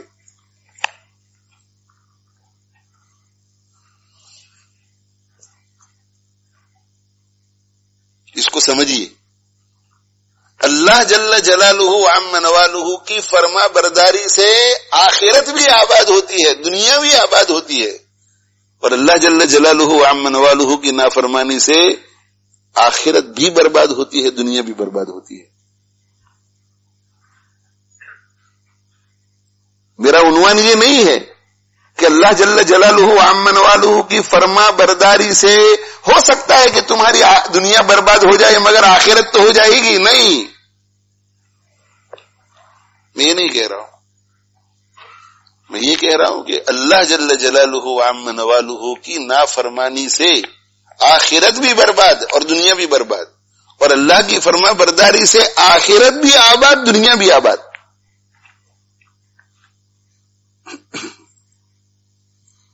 جو اللہ کی فرما برداری کرتا ہے، جو اللہ کی فرما برداری کرتا ہے، اللہ جل جلالہ عم نوالہ اسے دنیا میں وہ 3 چیزیں عطا فرماتے ہیں، 3 چیزیں عطا فرماتے ہیں جو ہر انسان کی ضرورت ہے، اس کے بغیر دنیا میں کوئی شخص عزت کے ساتھ جی نہیں سکتا، یا جسے سیٹسفیکشن نہیں ملتا اس کے بغیر۔ جو اللہ کی فرما برداری کرتا ہے اللہ اسے 3 چیزیں عطا فرماتے ہیں جس کے بغیر کسی بھی انسان کو سیٹسفیکشن نہیں ملتا، ایسا محسوس نہیں ہوتا کہ میں کامیاب ہو گیا، چاہے اس کے پاس ہفتی اقلیم کی سلطنت ہو۔ اصل میں کامیابی اور ناکامی کا مدار ہی ہم نے غلط مقرر کیا ہے، یہ کرائیٹیریا ہی غلط مقرر کیا ہے۔ ہم ایسا سمجھتے ہیں کہ بھئی فلاں مولوی صاحب اللہ کی فرما برداری میں زندگی گزار رہے ہیں، فلاں مبلغ صاحب اللہ کی فرما برداری میں زندگی گزار رہے ہیں، فلاں عابد صاحب اللہ کی فرما برداری میں زندگی گزار رہے ہیں، ٹھیک ہے، بہت اچھا، ان کی آخرت بن جائے گی، آخرت میں کامیابی ہوگی، آخرت آباد ہوگی، مگر دیکھو نا بیچاروں کی دنیا، چھوٹے سے جھونپڑے میں رہتے ہیں، انکم کتنا ہے ان کا؟ انکم کتنا ہے؟ 300 پاؤنڈ پر ویک ویجز ہے ان کا، اپنی خود کی گاڑی بھی نہیں ہے، یہ بس میں جاتے ہیں، بس میں ٹریول کرتے ہیں، یہ موبائل کا لیٹسٹ ماڈل خرید نہیں سکتے۔ یہ کامیابی کا معیار آپ نے ٹھہرایا ہے، کامیابی کا معیار یہ ہے، کامیابی کا معیار نمبر 1 کامیابی کا معیار سکون و اطمینان، سکون و اطمینان۔ دنیا بھر کی دولت تمہارے پاس ہو لیکن سکون و اطمینان نہیں ہے تو آپ ناکام ہیں، اور آپ کے ہاتھ میں کچھ بھی نہ ہو مگر سکون و اطمینان ہے تو آپ کامیاب ہیں۔ چیلنج ہے میرا پوری دنیا کو کہ کوئی اس میں اختلاف کرے مجھ سے کہ نہ تو غلط کہہ رہا ہے، سکون و اطمینان کے بغیر بھی کامیاب ہو سکتا ہے آدمی۔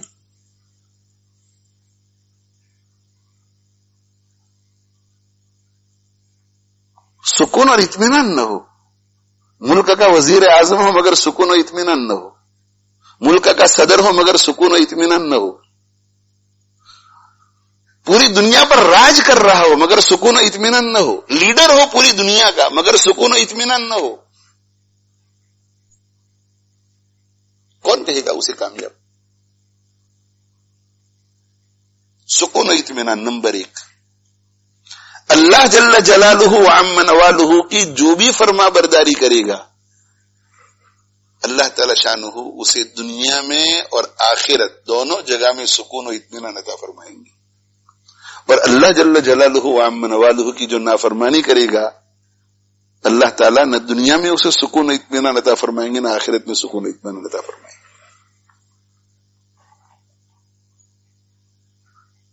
نمبر 2 عزت، عزت، عزت۔ اللہ جل جلالہ عم نوالہ کا جو فرما بردار ہوگا اللہ اسے دنیا میں بھی عزت دیں گے آخرت میں بھی، اور اللہ جل جلالہ عم نوالہ کا جو نافرمان ہوگا اللہ نہ اسے دنیا میں عزت دیتے ہیں نہ آخرت میں دیتے ہیں۔ اگر کسی کی دنیاوی عزت نظر آ رہی ہے کسی کو کہ دیکھو یہ تو اللہ کو مانتا ہی نہیں ہے پھر بھی دیکھو کتنی عزت ہے، وہ حقیقی معنی میں عزت نہیں ہے. حقیقی معنی میں وہ عزت نہیں ہے. حضرت مولانا ابرار احمد صاحب جلجوی رحمہ اللہ تعالی نے ایک واقعہ بیان کیا تھا کہ حکیم الامت تھانوی رحمہ اللہ تعالی کے ایک بھائی تھے، ان کا نام اکبر علی تھا. تو اکبر علی اور اشرف علی دونوں بچے تھے، ابھی تھوڑی بہت سوجھ بوجھ ان میں آ گئی تھی، مگر ٹینز میں ہوں گے، ارلی ٹینز میں، اس سے کچھ پہلے ہوگا. تو کہتے ہیں کہ دونوں بھائیوں کو ایک دن اپنے پاس بلایا ان کے والد نے، اور اکبر علی سے پوچھا کہ بڑے ہو کر تم کیا بننا چاہتے ہو؟ تو انہوں نے کہا کہ میں ڈیپیوٹی کلیکٹر بننا چاہتا ہوں. انگریز کی حکومت تھی، اور انگریز کی حکومت میں ایک ہندوستانی جو سب سے بڑا عہدہ، سب سے بڑا پوزیشن حاصل کر سکتا تھا سول سرونٹ کے اعتبار سے، وہ ڈیپیوٹی کلیکٹر کا تھا. ڈیپیوٹی کلیکٹر کے اوپر کلیکٹر، وہ انگریز ہی ہو سکتا تھا. بس ہائیسٹ جو اسٹیٹس مل سکتا تھا کسی انڈین کو، وہ ڈیپیوٹی کلیکٹر کا ہوتا تھا. کہا کہ ڈیپیوٹی کلیکٹر. حضرت مولانا اشرف علی تھانوی رحمۃ اللہ علیہ سے پوچھا کہ بیٹا آپ کیا بننا چاہتے ہیں؟ تو کہا کہ میں عالم اور اللہ کا دوست بننا چاہتا ہوں، عالم اور بزرگ بننا چاہتا ہوں. پہلے والے سے پوچھا کہ تم کیوں بننا چاہتے ہیں ڈیپیوٹی کلیکٹر؟ تو انہوں نے کہا کہ میں ڈیپیوٹی کلیکٹر کو دیکھتا ہوں، جہاں کہیں ڈیپیوٹی کلیکٹر کا گزر ہوتا ہے تو میں دیکھتا ہوں کہ آگے پیچھے گاڑیاں، آگے پیچھے ان کے گارڈ، آگے پیچھے پروٹوکول، اور ان کی خدمت ہوتی ہے. لوگ ان کے لیے دروازہ کھولتے ہیں، لوگ یہ کرتے ہیں، لوگ وہ کرتے ہیں، فنا کرتے ہیں، فنا کرتے ہیں. اس لیے مجھے بھی شوق ہوا کہ میں ڈیپیوٹی کلیکٹر بنوں گا. تو حکیم الامت تھانوی رحمۃ اللہ علیہ سے پوچھا کہ بیٹا تم عالم اور بزرگ بننا کیوں چاہتے ہیں؟ تو انہوں نے کہا کہ میں نے دیکھا کہ ڈیپیوٹی کلیکٹر کی بہت عزت ہے، اور میں نے دیکھا کہ علماء اور بزرگوں کی بھی بہت عزت ہے، مگر دونوں میں فرق میں نے یہ دیکھا کہ ان کی جو عزت ہے وہ اوپر اوپر سے ہے، اور ان کی لوگ عزت کرتے ہیں دل سے. وہ ڈیپیوٹی کلیکٹر کی تو پروٹوکول کی وجہ سے نوکری پر رکھے جاتے ہیں کہ تمہیں یہ کام کرنے ہیں ڈیپیوٹی کلیکٹر کے لیے. اور کب میں نے بزرگوں کو دیکھا کہ نوکر ووکر کوئی نہیں ہے، مگر ہر شخص ٹوٹتا ہے ان پر، ہاتھوں کو چومتا ہے، پیشانی کو چومتا ہے، ان کی جوتیاں سیدھی کر دیتا ہے. پانی مانگتے ہیں تو 5 آدمی کھڑے ہو جاتے ہیں. تو میرے دل نے فیصلہ کیا کہ وہاں نام کی عزت ہے، یہاں حقیقی عزت ہے. اور اللہ جل جلالہ عامن وعد ہوگا کرنا بھی ایسا ہوا کہ آگے جا کر کے اکبر علی صاحب ڈیپیوٹی کلیکٹر بن گئے، اور حضرت جو ہے زمانے کے بہت بڑے ولی بنے. اطمینان و سکون اللہ کے نافرمان کو نہ دنیا میں ملتا ہے نہ آخرت میں. اطمینان و سکون کا نقشہ ہمیں نظر آئے گا کہ بھئی گھر اتنا عمدہ ہے، گھر اتنا بڑا ہے، اتنی عمدہ گاڑی ہے، اتنی کمفرٹیبل گاڑی ہے، ان کے پاس لاکھوں کروڑوں کی جائیداد ہے، لاکھوں کروڑوں کا انکم ہے ان کا. تو یار بہت ہی سکون اور اطمینان ہوگا، بہت ہی سکون اور اطمینان ہوگا. لیکن سکون اور اطمینان نہیں ہوگا ان کی زندگی میں. سکون اور اطمینان کے اسباب ہوں گے، اور اللہ کی فرما برداری کرنے والا ہو سکتا ہے کہ اس کے پاس سکون اور اطمینان کے اسباب نہ ہو، لیکن سکون اور اطمینان ہوگا. ہاں اگر دنیا دار جس کو اللہ نے بہت دنیا دی ہے، وہ بھی اللہ جل جلالہ وعم وعدہ کی فرما برداری والی زندگی اختیار کرے گا تو اللہ اسے بھی سکون عطا فرمائیں گے. اور وہ شخص جس کے پاس دنیا بالکل نہیں ہے، وہ بھی اگر اللہ کی نافرمانی کرے گا تو اللہ اسے بے سکونی والی زندگی عطا فرمائیں گے. مگر یہ بات ذہن میں بٹھا لو کہ سکون اور اطمینان مال کی وجہ سے نہیں آتا، اور بے سکونی مال کی کمی کی وجہ سے نہیں آتی، عزت مال کی وجہ سے نہیں، اور ذلت مال کے نہ ہونے کی وجہ سے نہیں۔ سکون اللہ کی فرما برداری کی وجہ سے ملتا ہے، عزت اللہ کی فرما برداری کی وجہ سے ملتی ہے، بے سکونی اللہ کی نافرمانی کی وجہ سے آتی ہے، اور ذلت اللہ کی نافرمانی کی وجہ سے آتی ہے۔ کرائیٹیریا یہ ہے۔ اور تیسری چیز محبوبیت، لوگوں کے دلوں میں محبت کا پیدا ہونا، یہ عزت ہی کی ایک شاخ ہے، لوگوں کے دلوں میں محبت کا پیدا ہونا۔ جو بھی دنیا دار ہوگا، دنیا دار یعنی اللہ کا نافرمان، اللہ کا نافرمان کسی کا محبوب نہیں ہو سکتا۔ اگر اس کے ساتھ کسی کو محبت ہے، اپنے مطلب کے لیے ہے، اپنے مطلب کے لیے، اپنے مطلب کو سیدھا کرنے کے لیے وہ محبت کرتا ہے، محبت کا اظہار کرتا ہے، محبت نہیں۔ اور جو اللہ جل جلالہ وعم والہ کا فرما بردار ہوتا ہے تو اللہ تعالی شانہ اس کو محبوبیت عطا فرماتے ہیں، اور محبوبیت بھی بہت اعلیٰ درجے کی۔ حدیث شریف میں آتا ہے کہ اذا احب اللہ عبدا نادى جبریل، سب سے پہلے تو ہے کہ اللہ اس سے محبت کرتا ہے، پھر اللہ کی محبت کے بعد حضرت جبریل کو حکم ہوتا ہے کہ یہ جبریل محبت کرو اس بندے سے، پھر حضرت جبریل کو حکم ہوتا ہے کہ اب آسمان والوں میں اعلان کرو کہ سبھی آسمان والے اس سے محبت کریں، وہ بھی محبت کرتے ہیں، اور اللہ تعالی شانو پھر اس روئے زمین پر رہنے والی جتنی مخلوق ہے ان سب کے دلوں میں اس کی محبت پیدا فرما دیتے ہیں۔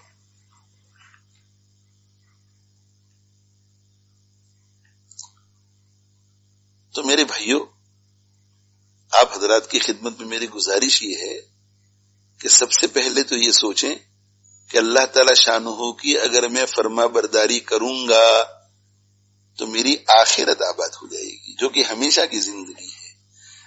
دنیا جس کے مقابلے میں کچھ بھی نہیں ہے، کمیت کے اعتبار سے بھی، کیفیت کے اعتبار سے بھی، کوالٹی اور کوانٹٹی دونوں اعتبار سے۔ اور اگر میں اللہ کی نافرمانی کروں گا تو میری آخرت برباد ہو جائے گی۔ فرما برداری کروں گا تو آباد، نافرمانی کروں گا تو برباد۔ اور اگر آخرت ذہن میں نہیں آ رہی ہے تو آپ یہ اپنے آپ کو سمجھائیے کہ دنیا کے اسباب سے کسی کی دنیا آباد نہیں ہوتی، اللہ کی فرما برداری سے دنیا آباد ہوتی ہے، اور اللہ کی فرما برداری سے دنیا آباد، توجہ کیجیے، اور اللہ کی نافرمانی سے دنیا برباد۔ اللہ کی فرما برداری کرو گے تو اطمینان و سکون ملے گا، اللہ کی فرما برداری کرو گے تو عزت ملے گی، اللہ کی فرما برداری کرو گے تو محبوبیت ملے گی، اللہ کی نافرمانی کرو گے تو بے سکونی، اللہ کی نافرمانی کرو گے تو ذلت۔ ہو سکتا ہے کہ ہمارے روب داب کی وجہ سے لوگ ہمارے بارے میں اچھی باتیں کہتے رہے اور ظاہر میں اوپر سے مگر پیچھے گالی دے رہے ہوں گے، اور اللہ تعالی شانہ کی نافرمانی کرنے والے کو محبوبیت نہیں ملتی، لوگ اس سے محبت نہیں کرتے۔ تو ان فوائد کو دیکھو کہ میں اگر عزت چاہتا ہوں، میں اگر لوگوں کے دلوں میں اپنی جگہ بنانا چاہتا ہوں، اور میں اگر سکون اور اطمینان والی زندگی گزارنا چاہتا ہوں تو مجھے اللہ کی فرما برداری کرنی چاہیے۔ یہ تین چیزیں ایسی ہیں کہ جن کی طرف دل لپکتا ہے۔ ہر شخص چاہتا ہے کہ میں محبوب بن جاؤں، ہر شخص چاہتا ہے کہ میں عزت والا بنوں، ہر شخص چاہتا ہے کہ میں سکون اور اطمینان والی زندگی گزاروں، تو دل اس کی طرف چلتا ہے تو بہت زیادہ مال کو اس کے لیے سبب مت سمجھو، اللہ کی فرما برداری اس کے لیے سبب ہے۔ اور اگر ہم ذلت کوئی نہیں چاہتا، بے سکونی والی زندگی کوئی نہیں چاہتا، لوگ ہم سے نفرت کریں، محبت نہ کرے، ایسی زندگی کوئی نہیں چاہتا۔ یہ تین چیزیں کب آتی ہیں؟ جب اللہ کی انسان نافرمانی کرتا ہے، نافرمانی کرتا ہے۔ اور اللہ تعالی شانہ نے قرآن میں یہ اعلان کیا ہے کہ جو شخص میری فرما برداری کرے گا اس کی دنیا بھی آباد اور آخرت بھی آباد، اور جو میری نافرمانی کرے گا اس کی دنیا بھی برباد اور آخرت بھی برباد۔ من عمل صالحا من ذکر او انثى وهو مؤمن، جو شخص ایمان کی حالت میں اچھے اچھے اعمال کرے گا، یعنی میری فرما برداری کرے گا، چاہے مرد ہو چاہے عورت، فَلَنُحْيِيَنَّهُ حَيَاةً طَيِّبَةً، تو ہم ضرور بھی ضرور انہیں اچھی زندگی عطا فرمائیں گے، بالطف زندگی عطا فرمائیں گے، مزے والی زندگی عطا فرمائیں گے، مزے والی زندگی، مزے والی زندگی۔ ہم ان کو رزق بھی دیں گے، ایسا نہیں کہ روزی نہیں دیں گے، ہم انہیں رزق بھی دیں گے، رزق بھی دیں گے ہم انہیں، مگر مزے والی زندگی صرف روزی ملنے سے تو نہیں ہو جاتی نا، رزق بھی دیں گے ان کو، اور رزق میں جتنی تنگی ہوگی اس تنگی کو پورا کرنے کے لیے قناعت بھی دیں گے، رزق دیں گے، اگر پوری روزی دے دی تو ٹھیک، پوری نہیں تو جتنی کم ہوگی اتنی قناعت اور صبر کی کیفیت دیں گے، تو اسے فیل ہی نہیں ہوگا، فیل ہی نہیں ہوگا اسے کہ میں روزی کی تنگی میں ہوں، اسے قناعت مل جائے گی۔ اگر میں بیماری دوں گا تو صبر بھی دوں گا ساتھ میں، بے سکونی نہیں آئے گی قریب سے، بیماری دوں گا مگر صبر دوں گا اس کو، اور وہ بیماری بھی بہت سارے فوائد کے لیے دوں گا۔ اگر فقر میں مبتلا کیا تو صبر دوں گا ساتھ میں، وہ پریشان نہیں ہوگا، پریشان نہیں ہوگا، بالطف زندگی۔ فَلَنُحْيِيَنَّهُ حَيَاةً طَيِّبَةً، جو شخص ہمارا بن کر رہے گا اسے ہم صرف آخرت میں نہیں دنیا میں پر لطف زندگی دیں گے، بالطف زندگی دیں گے، مزے کی زندگی دیں گے، سکون والی زندگی دیں گے، عزت والی زندگی دیں گے، محبوبیت والی زندگی دیں گے، اور ان کے سامنے دنیا کی لذتوں کے سامان ان کے پاس نہیں ہوں گے، مگر ان کو ہم اللہ کی محبت کی مٹھاس عطا فرمائیں گے، اللہ کی معرفت کی مٹھاس عطا فرمائیں گے، ان کو ہم رکوع اور سجدے اور قیام کی مٹھاس عطا فرمائیں گے، ہم ان کو تلاوت کی مٹھاس دیں گے، ہم ان کو ذکر اللہ کی مٹھاس دیں گے، ان کو وہ مٹھاسیں ملیں گی جو دنیا کے بادشاہوں کے پاس نہیں ہوں گی۔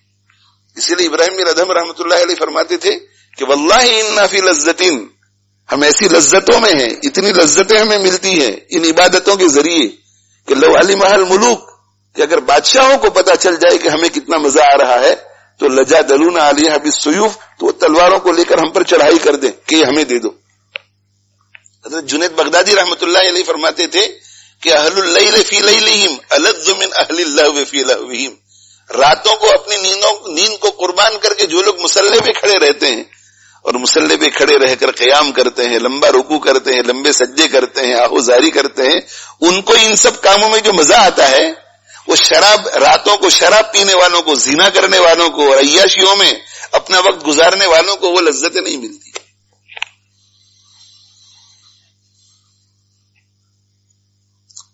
اس لیے میرے بھائیوں ہمیشہ اس کا استحضار پیدا کریں۔ دنیا بقدر ضرورت، دنیا کمانی پڑتی ہے بقدر ضرورت، اس کو مقصد نہ بنایا جائے۔ ہاں اگر کوئی بقدر ضرورت 8 گھنٹے کام کرتا ہے اور 8 گھنٹے میں ضرورت 100 پاؤنڈ کی ہے اور اللہ اگر 1000 دے دیتا ہے تو الحمدللہ، باقی 900 کے لیے اب کچھ سوچو کہ اس کے ذریعے میں کیا کروں، اپنے دنیاوی بچوں بیوی کے حالات کو دیکھو اور اس کے علاوہ پھر اپنی آخرت کو بھی دیکھو، اور آخرت کو اپنی بنانے کے لیے لوگوں پہ خرچ کرو۔ یعنی دین کو قربان کیے بغیر اگر کوئی کام کر کے زیادہ کما سکتا ہے تو اس میں کوئی حرج بھی نہیں ہے۔ بڑے بڑے مالدار گزرے ہیں، ملینئر گزرے ہیں، بلینئر گزرے ہیں، صحابہ میں بڑے بڑے مالدار لوگ تھے، بڑے بڑے مالدار لوگ تھے، اس میں کوئی حرج نہیں ہے۔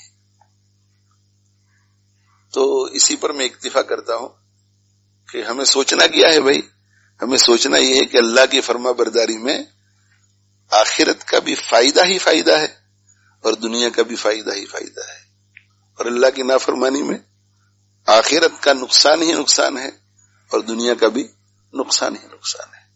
اللہ کی نافرمانی کرنے والا کبھی بھی سکون نہیں پا سکتا، وہ آپ کو کہنے کے لیے تھوڑا آئے گا، وہ بے سکونی، اور آج نہیں تو کل، کل نہیں تو پرسوں، پرسوں نہیں تو ترسوں۔ ناجائز طریقے سے جو لوگ کماتے ہیں ان کے گھروں میں ایسی ایسی بیماریاں آ جاتی ہیں، ڈپریشن کی، انگزائٹی کی، اور پتہ نہیں کیا، اور ان بیماریوں پر صبر نہیں ملتا۔ اللہ تعالیٰ بیماری اپنے فرما برداروں پر بھی بھیجتا ہے اور نافرمانوں پر بھی بھیجتا ہے، لیکن جو فرما بردار ہوتے ہیں اللہ تعالیٰ شانو ان کو سکون دے دیتے ہیں، اور نافرمانوں کو سکون نہیں ملتا، سکون نہیں ملتا۔ اور ایک بات آخری کہہ کر کے ختم کرتا ہوں، ایسا کبھی مت سوچئے، ایسا کبھی مت سوچئے، ایسا کبھی مت سوچئے کہ دنیاوی اعتبار سے بہت زیادہ ہماری ترقی ہو رہی ہے تو اس کا مطلب یہ ہے کہ ہم کامیاب ہیں، ہماری دنیا آباد ہو رہی ہے۔ ایسا کبھی نہ سوچئے، ایسا کبھی نہ سوچئے، اس لیے کہ اللہ جل جلالہ عم نوالہ کے یہاں طریقہ یہ ہے، اللہ کی سنت یہ ہے کہ اللہ اپنے نافرمان بندوں کو ذرا ہلاتا ہے، ذرا ہلاتا ہے۔ کیوں ہلاتا ہے؟ تاکہ بندے اللہ کی طرف رجوع کر لیں۔ لیکن جب بندے اللہ کی طرف رجوع نہیں کرتے تو اللہ جل جلالہ وعم نوالہ دنیا کی تمام چیزوں کے دروازے ان کے لیے کھول دیتے ہیں تاکہ وہ غفلت میں پڑے رہیں، اور غفلت میں رہ کر اللہ کی خوب نافرمانی کریں تاکہ ان کو بڑی سے بڑی سزا دی جا سکے۔ فلما نسوا ما ذکروا به، وہ چیز جس کے ذریعے ان کو نصیحت کی گئی، ذرا جھنجھوڑا اللہ نے، اس کو بھول گئے، اگنور کیا اس کو، جھنجھوڑا اللہ نے ان کو، لیکن توجہ نہیں کی۔ اللہ نے جگانے کی کوشش کی لیکن نہیں جاگے، تو کیا کیا اللہ نے اس کے بعد؟ فتحنا علیہم ابواب کل شیء، ہم نے ان کے لیے ہر چیز کے دروازے کھول دیے۔ ڈالر بھی آ رہے ہیں، پاؤنڈ بھی آ رہے ہیں، تجارت میں بھی خوب کامیابی ہے، بظاہر عزت بھی بہت لگ رہی ہے۔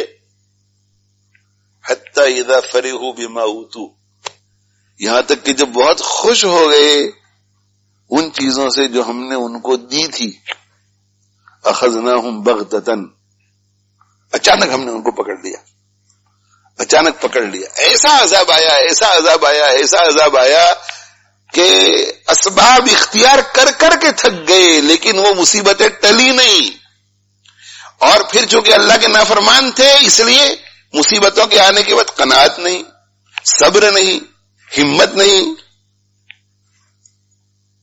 مصیبت تو سب پر آتی ہے، اور اللہ تعالیٰ اپنے برگزیدہ بندوں کے بارے میں کیا فرماتے ہیں؟ ان پر ہر چیز کے دروازے اللہ نہیں کھولتا، ان پر اللہ ہر چیز کے دروازے نہیں کھولتا کہ سونا بھی آ رہا ہے، چاندی بھی آ رہا ہے، فنا بھی آ رہا ہے، فنا بھی آ رہا ہے۔ اللہ ان کے لیے صرف برکت کے دروازے کھولتا ہے۔ وَلَوْ أَنَّ أَهْلَ الْقُرَىٰ، اگر بستیوں والے آمنوا، ایمان لے آتے، واتقوا، اور ہماری فرما برداری میں زندگی گزارتے، لفتحنا علیہم برکات من السماء والارض، تو آسمان اور زمین سے برکتوں کے دروازے ہم کھول دیتے۔ برکتیں اوپر سے بھی برکتیں آ رہی ہیں، نیچے سے بھی برکتیں، اور برکتوں کا کیا معنی؟ برکتوں کا یہی معنی، برکتوں کا کیا معنی؟ برکتوں کا یہی معنی کہ ہم ان کی ضرورتیں غیب سے پوری کرتے ہیں، اور اگر تنگی دیتے ہیں تو ان کو تنگی کا احساس نہیں ہونے دیتے، تنگی کا احساس نہیں ہونے دیتے ان کو دال میں وہ مزہ آتی ہے جو اللہ کے نافرمان کو بریانی میں نہیں آتی، اور انہیں جھونپڑے میں وہ مزہ آتی ہے جو اللہ کے نافرمان کو بڑے بنگلوں میں نہیں آتی، اور ان کو مزدوری کرنے میں وہ مزہ آتی ہے جو اللہ کے نافرمان کو بستر پر لیٹے رہنے میں نہیں آتی، اور ان کو گالیوں میں وہ مزہ آتی ہے، گالیاں کھانے میں وہ مزہ آتی ہے، ڈانٹ ڈپٹ برداشت کرنے میں وہ مزہ آتی ہے جو اللہ کے نافرمانوں کو تعریفوں میں مزہ نہیں آتی۔ یہ تو اللہ کا فیصلہ ہے، اللہ کا فیصلہ ہے۔ اس لیے ایسا نہیں سوچنے کا کہ یار ان کے پاس کچھ نہیں ہے، دیکھو نا یہ اللہ اللہ کرتے ہیں اور نمازیں بہت پڑھتے ہیں اور یہ لوگوں کو دین کی طرف بھی بہت بلاتے ہیں اور خود بھی دین پر چلنے کی بہت کوشش کرتے ہیں، مگر ان کی کیا برکت ہے ان کی زندگی میں؟ دیکھو نا، ان کا تو اپنا گھر بھی نہیں ہوا ہے، اور میں دین پر نہیں چل رہا، پھر میرے پاس 3 گھر ہو گئے۔ ارے بھائی، یہی تو اللہ نے کہا ہے کہ فلما نسوا ما ذکروا بہ فتحنا علیہم ابواب کل شیء، ہر چیز کے دروازے اللہ کھول دیتے ہیں، اور ادھر صرف برکت کے دروازے، برکت کے دروازے۔ وہاں لاکھ دیتے ہیں بغیر برکت کے، یہاں 1 دیتے ہیں برکت کے ساتھ۔ لاکھ سے وہ ضرورتیں پوری نہیں ہوتی جو یہاں 1 سے ہو جاتی ہے۔ جیسے میں نے پہلے کہا، وہاں بیماری آتی ہے تو صرف بیماری آتی ہے، اور فرما برداروں کے یہاں بیماری آتی ہے تو بیماری کے ساتھ صبر بھی آتا ہے۔ وہاں اگر فقر آتا ہے تو صرف فقر آتا ہے، اور اللہ کے فرما برداروں کے فقر آتا ہے تو فقر کے ساتھ قناعت بھی آتی ہے۔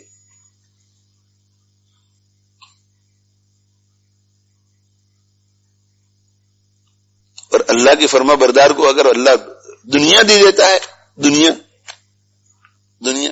تو بہت دنیا ملتی ہے تو بھی سکون، اس لیے کوئی ایسا سوچتا ہے کہ یار اتنی زیادہ آ گئی، اس کے ساتھ میں کیا کروں، چلو خرچ کر دیتے ہیں۔ اور وہ جو اللہ کا نافرمان ہے، اسے جتنی ملتی جاتی ہے اس کی ہوس بڑھتی رہتی ہے، تو یہ وہ پریشانی ہی میں رہتا ہے، 1 کے بجائے 2، 2 کے بجائے 3، 3 کے بجائے 4، 4 کے بجائے 5، 5 کے بجائے 6۔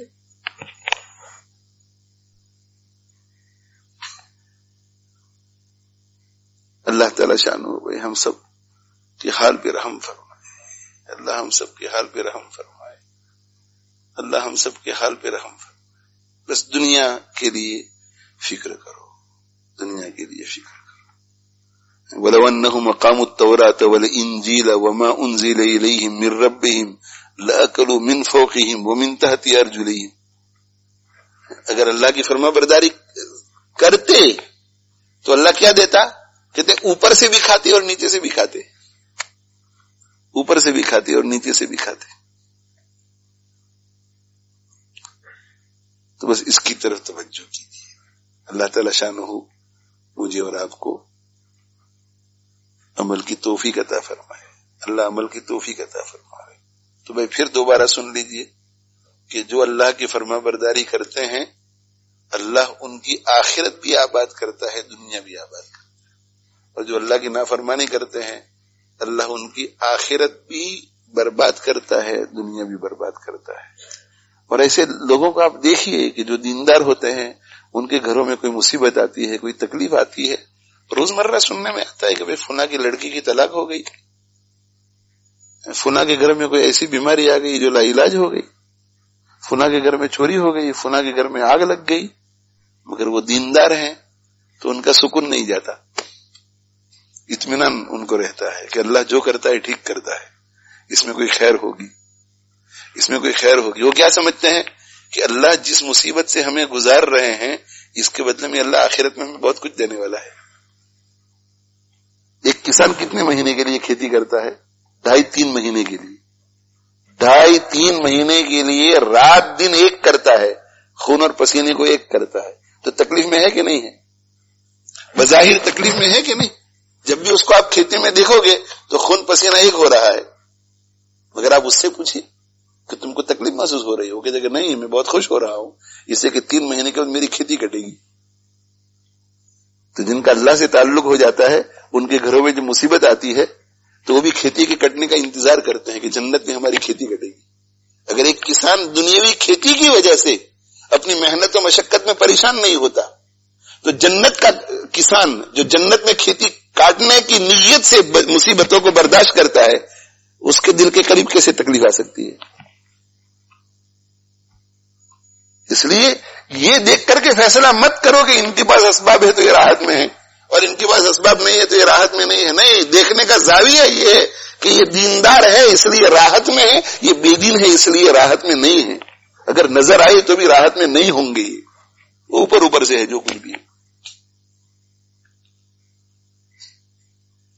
آخری بات کہہ کر کے ختم کرتا ہوں، ایک قصہ یاد آ گیا تو کہہ دوں۔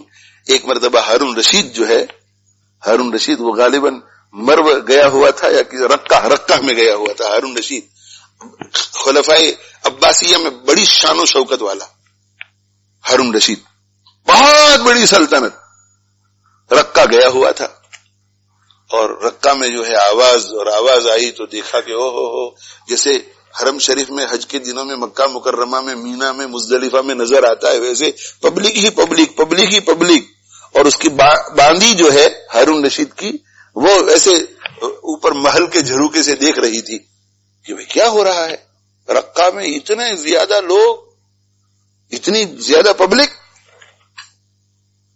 اور پھر جب مجمع چھٹ گیا تو اتنا مجمع تھا کہ وہ گلیاں ساری چپلوں اور جوتوں سے بھری ہوئی تھی، کیونکہ وہ مجمع وہ اتنا ہجوم تھا کہ اس میں نکل جاتی تھی جوتیاں، جیسے حج وغیرہ میں ہوتا ہے.